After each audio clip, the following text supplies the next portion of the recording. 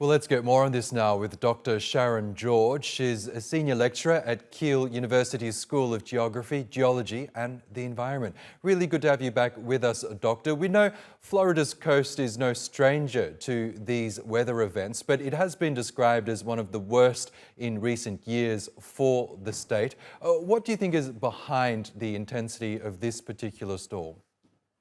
Well, while it's kind of impossible to say that storm, that particular storm, was caused by climate change, what we are seeing is the intensity and the impact and the breadth of these storms that are hitting these storms are just intensifying, the more that we see climate change kick in. And that's partly because of the force, the way that these storms pick up strength and the conditions that climate change feed these storms makes them so much more dangerous. And potentially this is something that is going to be an issue. We keep saying this is the biggest fire, the strongest storm, the biggest flood, and this is what Florida are facing. Florida is no stranger to this.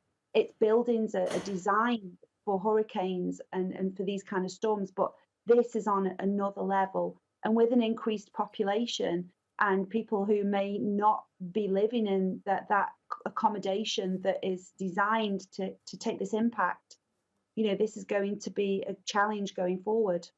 That's right. So what can be done to mitigate the impacts of these disasters and natural phenomena? Is it a matter of people having to move perhaps further inland and away from the coast now that these weather events seem to be getting stronger? Well, I think unfortunately this is going to be the case. We can see on the images the power of these storms um, poses a massive risk to any properties that are right on that coastline, not just from the storm itself, but from flying debris and from the power of that storm surge. We've seen the data coming in about the height of that water that's hitting those streets and those residences.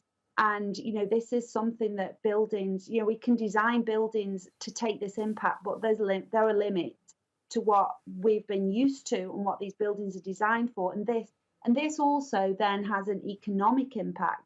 You know, Places that might have buildings insurance and insurance against these kind of events, this is going to become much more expensive. And of course, that divides those people who can afford and those that can't. So we have issues around, climate change and justice kicking in.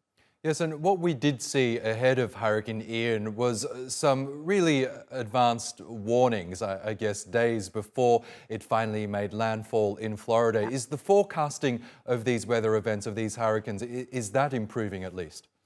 Yes, and we do have amazing facilities now to track events, and we have scientists around the world who understand how these systems move, and there's a lot of research that goes into the movements of these storms and also the impact of the communication of when we know something's going to hit a community or a place. There's research that goes into how we communicate that to people in time to get people out of those highest risk places first, those places that are going to be likely inundated.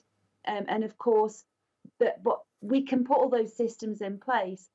We also know that there are people who just don't want to move, and those people who are vulnerable and are not able to move as quickly. So we need to be able to build in resilience to still protect those people that haven't moved or can't move. And so our emergency services need to be designed around just these increasing challenges. Okay, Dr. Sharon George, we will have to leave it there, but we appreciate your analysis as always. Thank you.